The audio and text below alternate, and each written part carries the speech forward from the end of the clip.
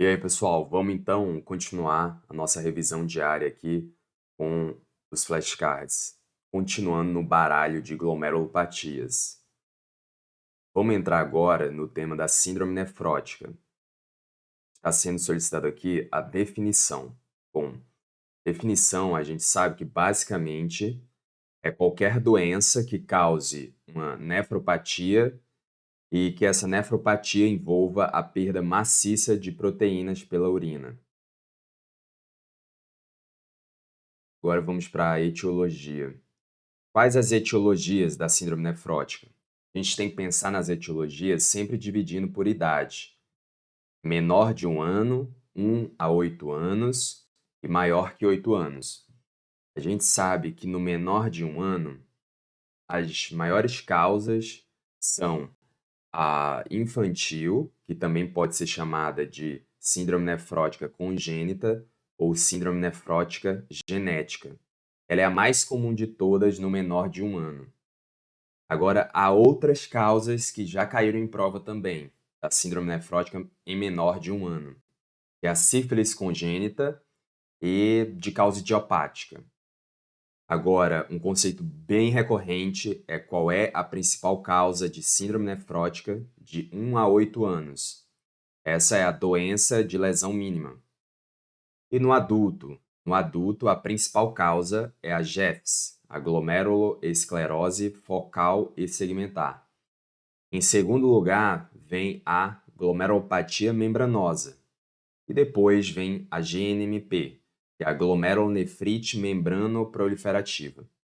Vamos lembrar que tudo isso que eu citei aqui de etiologia são causas primárias, ou seja, geralmente o paciente ali vem porque vem, tá? Pode ter associação com algum fator de risco, mas é primariamente do glomérulo. Agora, se alguma questão te perguntar qual é a principal causa secundária de síndrome nefrótica, a gente tem que lembrar que é o diabetes mellitus.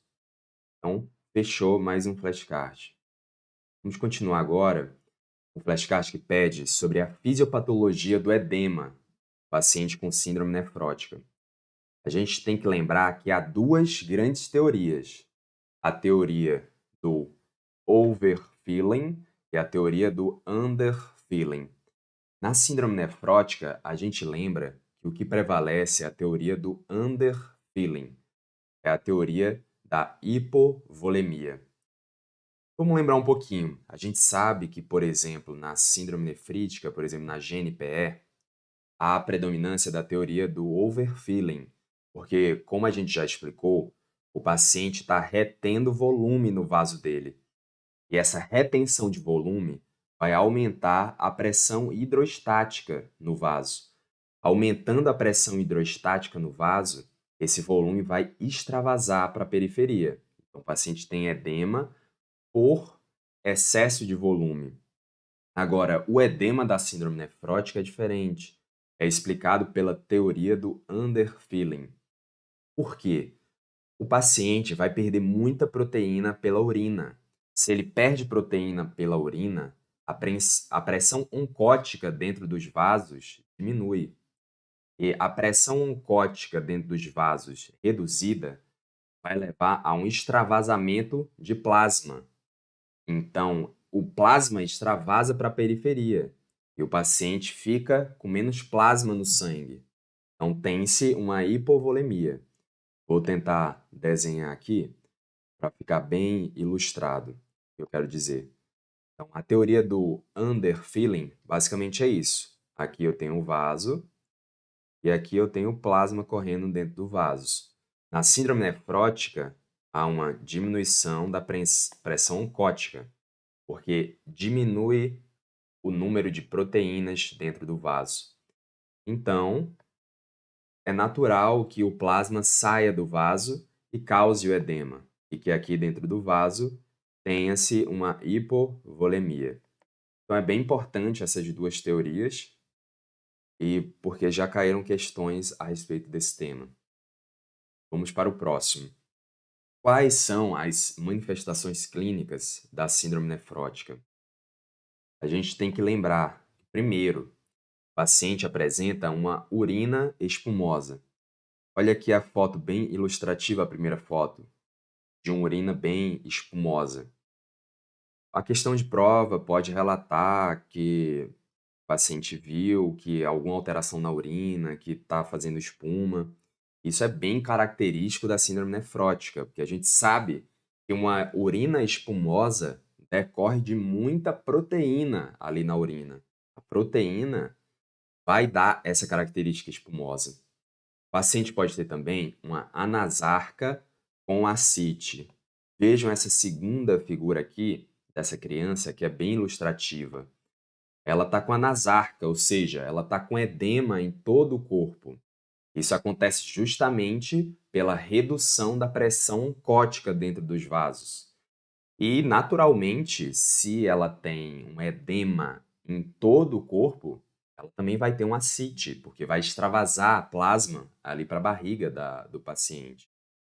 E a gente consegue entender que, como vai ter um ascite, e o paciente, a gente sabe que o paciente nefrótico perde proteínas como imunoglobulinas pela urina, as imunoglobulinas sendo perdidas, o paciente vai ficar suscetível a infecções. E como tem um caldo ali, que é a ascite, o paciente pode desenvolver a PBE, a peritonite bacteriana espontânea. E é uma questão bem recorrente. Qual seria a etiologia mais comum dessa PBE no paciente nefrótico? A gente sabe que é pelo pneumococo, Streptococcus pneumoniae. Beleza. Continuando, a gente sabe também que o paciente está predisposto a ter dislipidemia, porque o corpo vai tentar repor aquelas proteínas perdidas, produzindo ali lipídios, lipoproteínas. E o fígado faz esse papel, mas faz em excesso. Então, o paciente pode desenvolver dislipidemia, e isso é uma das possíveis causas de uma morte mais precoce do paciente nefrótico, que acaba tendo uma dislipidemia muito acentuada, pode levar a desfechos cardiovasculares. O paciente pode ter também uma anemia ferropriva refratária, porque o paciente perde também pela urina ali proteínas relacionadas ao transporte do ferro. Então, o ferro iria ser absorvido no duodeno, só que a proteína que carrega o ferro do duodeno para a medula óssea, ela é perdida pela urina. Então, o paciente vai ter uma anemia ferropriva, mas não é qualquer anemia ferropriva. O paciente nefrótico tem uma anemia ferropriva refratária, porque eu tento dar ferro para o paciente para corrigir a anemia ferropriva, só que não melhora, porque ele está perdendo a proteína que carrega o ferro pela urina. Não adianta eu dar ferro. Vamos imaginar aqui, nesta ilustração que eu vou fazer, vamos imaginar que aqui em, em azul eu vou ter o duodeno. O duodeno está aqui. E aqui eu deveria ter a absorção do ferro. Deveria ser absorvido no duodeno o ferro. E aqui eu deveria ter a proteína transportadora de ferro, que eu estou representando como PTF. Mas essa PTF, ela vai ser excluída, eliminada pela urina do paciente nefrótico. Então, mesmo que eu der ferro para o paciente, ele não vai conseguir absorver esse ferro no duodeno porque falta proteína. Então, isso explica a anemia ferropriva refratária do paciente. O paciente pode ter também uma trombose de veia renal. É interessante porque por que acontece a trombose de veia renal? O paciente nefrótico, ele perde também na urina proteínas relacionadas à anticoagulação. O paciente perde, por exemplo, a proteína C, a proteína S, por exemplo. Perde também uma proteína muito famosa, que é a antitrombina 3. Então, perde proteína C, perde proteína S, perde antitrombina 3. Todas essas proteínas são anticoagulantes. Então, se eu estou perdendo proteínas anticoagulantes, eu tenho uma tendência a coagular. O paciente nefrótico tem uma tendência a desenvolver tromboses. E uma grande trombose que marca o paciente com síndrome nefrótica é a trombose de veia renal. Esse conceito é muito clássico. E uma última manifestação clínica bem importante é a linha de Muehrke, que acontece basicamente por uma hipoproteinemia, ou seja, por perda de proteínas na urina. O paciente desenvolve essas linhas que eu estou mostrando na terceira figura aqui, nas unhas. São linhas transversais. São muito clássicas também. Então, basicamente é isso de manifestações clínicas. Agora, outro flashcard bem importante. Qual é a etiologia da trombose de veia renal, principalmente em relação a causas de síndrome nefrótica? A gente sabe que tem três principais etiologias, que é a glomerulopatia membranosa, a GNMP, que é a glomerulonefrite membrano-proliferativa, e a amiloidose. Mas a gente sabe também que é uma questão prova que, dentre essas três, a mais comum de todas é a membranosa, é a glomerulopatia membranosa. Fechou. Vamos para mais outro flashcard. Quais as principais manifestações clínicas da trombose de veia renal? A gente sabe que a artéria renal ela vai irrigar o rim e a veia renal vai trazer aquele sangue para a veia cava inferior, por exemplo. E a gente sabe que se eu tenho uma trombose na veia renal, a tendência é que vá acumular sangue no rim. Vou tentar ilustrar esse processo aqui. A gente tem o rim, a gente tem a artéria chegando e a veia voltando. Se eu tenho uma trombose na veia aqui, que eu vou representar de vermelho, a tendência é que acumule sangue aqui no rim. Então, ele vai ficando engurgitado. E qual é a consequência desse engurgitamento no rim? A tendência é que haverá uma hematúria macroscópica, que vai aumentar a pressão ali no rim, e essa pressão aumentada vai danificar o glomérulo e vai começar a passar muita hemácia pelo glomérulo. E também vai danificar os túbulos, então começa a passar hemácias pelos túbulos também. Vai reduzir o débito urinário. Imagina aquele rim cheio de pressão. Como é que ele vai conseguir filtrar direito? Como é que a urina vai passar pelaquele rim cheio de pressão? Consegue passar. Há uma assimetria do tamanho dos rins também, porque o rim está ficando engurgitado, está ficando com muito sangue. O sangue não consegue voltar para a veia cava. O rim vai ficando grande. Tem uma dor lombar, porque o rim engurgitado vai crescendo. Isso vai distendendo a fáscia de Gerota, por exemplo, que é inervada. Então, há dor lombar. E um achado bem característico e interessante. O paciente com trombose de veia renal, se for do lado esquerdo, desenvolve varicocele. Vamos lembrar um pouquinho da razão disso, que é bem importante. A gente tem uma diferença na vascularização aqui do rim. A gente sabe aqui, eu vou desenhar o rim em vermelho, eu vou desenhar a veia renal em amarelo. A gente sabe que a veia que vai para o testículo, aqui do lado esquerdo, ela desemboca na veia renal, enquanto que a veia que vai para o testículo do lado direito, ela vai cair diretamente na veia cava inferior. Então, do lado esquerdo, a veia do testículo ali, espermática, cai na veia renal, que cai na veia cava inferior. Já a veia espermática do lado direito cai direto na veia cava inferior, não passa pela veia renal direita. Então, isso explica, se eu tiver uma trombose na veia renal esquerda, haverá um engurgitamento na veia espermática, aqui na veia que vai para o testículo do lado esquerdo.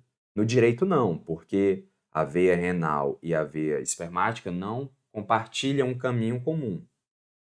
Então, isso é bem importante. O paciente com trombose de veia renal tem varicocele do lado esquerdo. Vamos continuar. Relação aos exames complementares da síndrome nefrótica. A gente tem que lembrar primeiro que o que caracteriza mais a síndrome nefrótica é a proteinúria. O paciente está perdendo proteína pela urina. Então, a gente pode ver isso numa proteinúria de 24 horas. A gente vai pedir para o paciente urinar ali durante as 24 horas e vai ver a proteinúria do paciente. Se essa proteinúria for acima de 3,5 gramas em 24 horas, isso já define a síndrome nefrótica. Vamos lembrar que a gente já estudou a síndrome nefrítica, que tinha uma proteinúria de 150 miligramas a 3,5 gramas. Aqui não, aqui é acima de 3,5 gramas em um dia. É muita proteína sendo perdida. Agora, se for para criança, a gente tem outro parâmetro. É uma proteinúria acima de 50 miligramas por quilo em 24 horas. A gente tem mais um detalhezinho em relação à proteinúria, que pode ser caracterizado na síndrome nefrótica como uma proteinúria acima de 40 miligramas por metro quadrado por hora. Tá? Esses três parâmetros já caíram em prova. Tem outro parâmetro que a gente sabe que medir a proteinúria de 24 horas é meio chato, porque o paciente tem que ficar urinando ali o dia inteiro. Uma forma da gente estimar essa proteinúria, que é bastante utilizada na prática, é fazer uma amostra aleatória de urina. Ou seja, o paciente só vai ali urinar uma vez e a gente vai estimar a proteinúria. Como é que a gente faz isso? Fazendo a relação proteína sobre creatinina urinária. A proteína urinária sobre a creatinina urinária. Se essa relação for acima de 2 miligrama por miligrama, eu também consigo caracterizar o paciente como tendo uma síndrome nefrótica. Ou seja, se a amostra aleatória for acima de 2, eu estou falando, esse paciente vai ter uma proteinúria de 24 horas acima de 3,5 gramas em 24 horas. Basicamente é isso. Agora, sendo um pouco mais específico, o paciente vai ter cilindros graxos gordurosos, também chamados em cruz maltesa. Olhem só essa foto que está no flashcard, desse cilindro aqui, olha. Ele é meio amarelo. Vocês conseguem perceber aqui que ele, se forçar muito a visão, ele parece ter um formato de uma cruz, tá? E ele é graxo e gorduroso, por quê? Vamos lembrar que o paciente tem predisposição à dislipidemia, porque ele está perdendo proteína pela urina, está produzindo muitas lipoproteínas no fígado. Então, essas lipoproteínas acabam sendo perdidas e vão se juntar à proteína de Tan-Horsfall e gerar esse cilindro graxo gorduroso. Beleza. E a albumina? A albumina claramente está diminuída no sangue do paciente, está menor que 2,5, porque a albumina é uma proteína e o paciente perde proteína pela urina. Como é que está os triglicerídeos e o LDL? Lembra que eu falei que o paciente com síndrome nefrótica tem predisposição à dislipidemia? Então é óbvio que o triglicerídeo e o LDL vão estar elevados. Agora, isso é muito importante. É importante vocês gravem isso para o resto da vida. A gente sabe que a maioria das proteínas do paciente com síndrome nefrótica é perdido pela urina. Agora, tem uma que não. Tem uma que é muito grande, que ela não consegue passar pelo glomérulo e sair na urina. É muito grande para isso, ela fica no sangue, então ela está elevada. Qual é o nome dessa proteína? É alfa-2-globulina. Isso já caiu em prova e é importante memorizar. A única proteína que se eleva é alfa-2-globulina. Beleza, para fechar os exames complementares, se a gente pedir o cálcio desse paciente, ele pode estar com a hipocalcemia, com cálcio baixo. E mais, ele pode estar com hiperpara secundário, um hiperparatireoidismo secundário. Isso acontece porque o paciente perde pela urina a proteína transportadora de colecalciferol. Então, o paciente está perdendo ali a proteína que transporta a vitamina D. E a gente sabe, vamos tentar ilustrar isso, que a vitamina D é um grande responsável pela absorção de cálcio no intestino. Olha aqui, eu vou desenhar em amarelo uma parte do nosso intestino. E aqui, a vitamina D vem aqui no intestino e facilita a absorção de cálcio. Se eu perco a proteína transportadora de vitamina D, que eu estou representando como PTV, eu vou perder ela pela urina. Então, é óbvio que a vitamina D não vai funcionar do jeito certo no intestino do paciente. E, por consequência, eu não absorvo o cálcio direito. Então, eu vou ter, se eu for um paciente nefrótico, uma hipocalcemia. E vamos lembrar que quando o cálcio baixa, o PTH aumenta, porque eu estou aumentando o PTH, eu vou comer mais o osso aqui, olha. Eu vou comer o osso, vou fazer mais osteoclastos para que os osteoclastos me deem mais cálcio. Então, basicamente é isso. Uma hipocalcemia com hiperpara secundário. Beleza. A gente venceu, então, os exames complementares da síndrome nefrótica.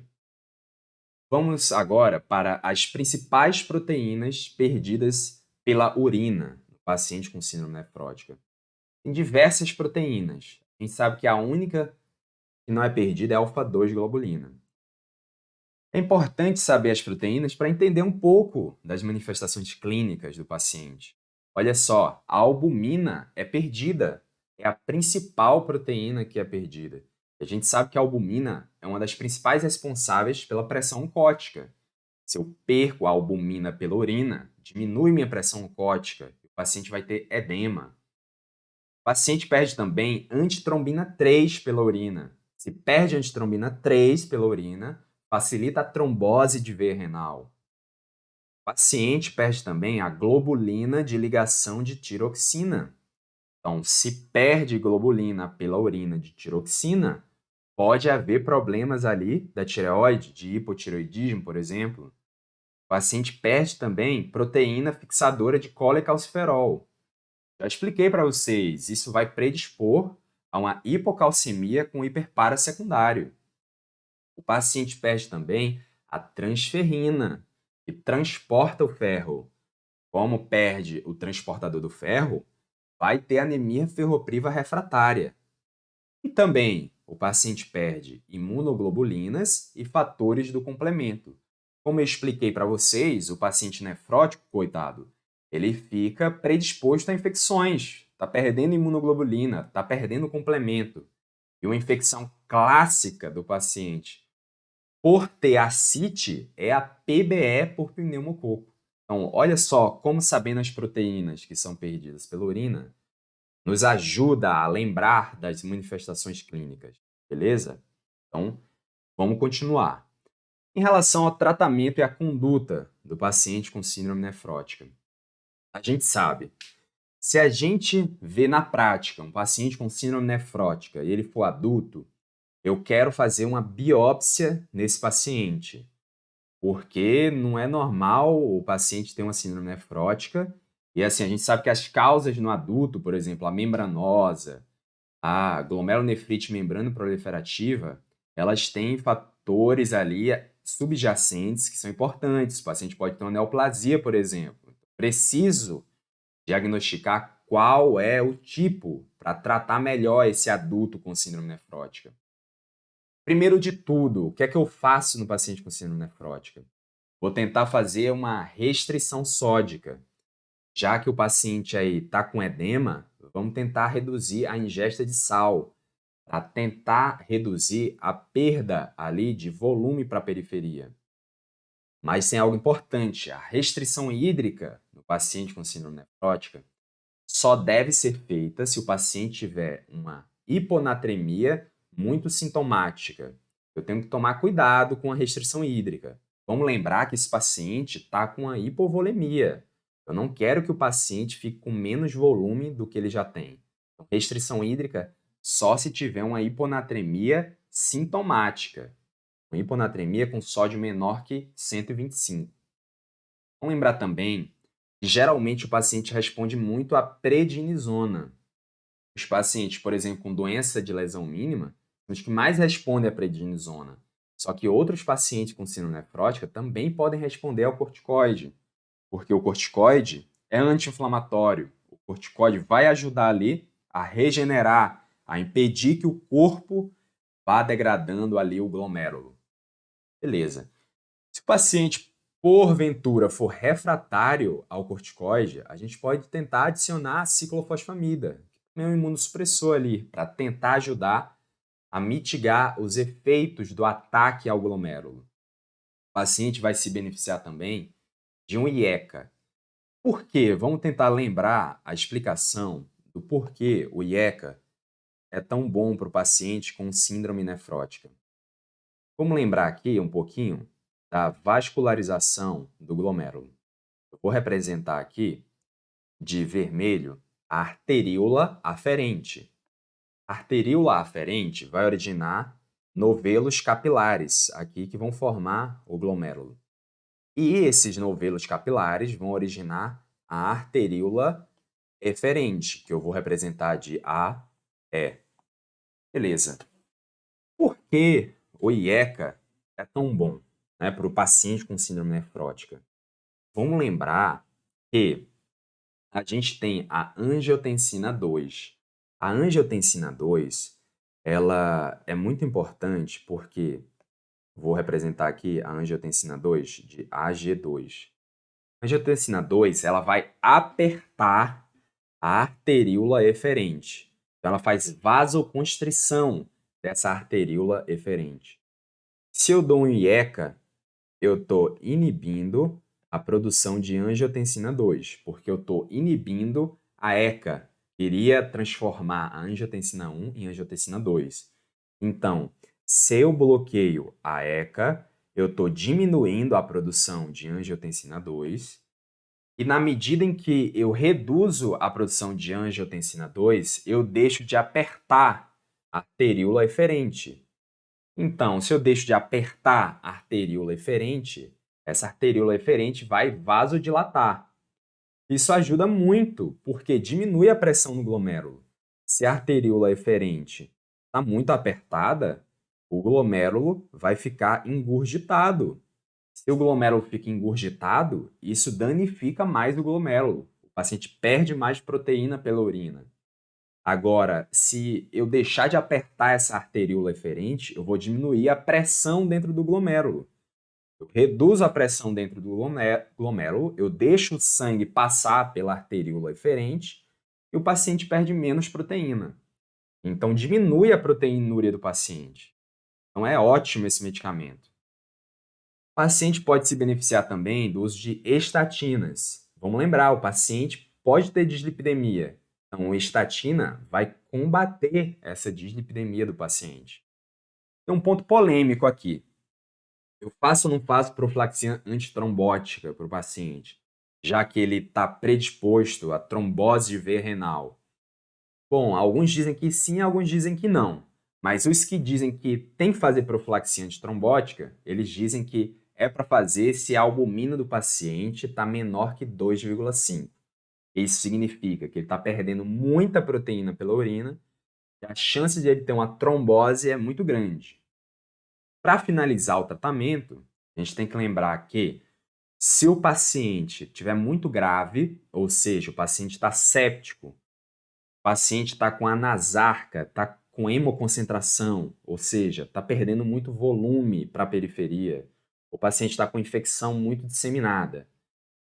Nesses casos, eu posso pensar em utilizar albumina 20%, 1 grama por quilo. Isso é importante, porque não é para ficar repondo albumina para todo mundo.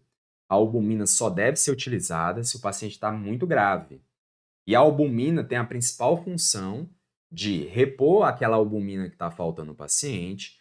Se eu reponho a albumina vai prender o plasma no sangue do paciente. Então, vai evitar que o paciente perda volume do sangue.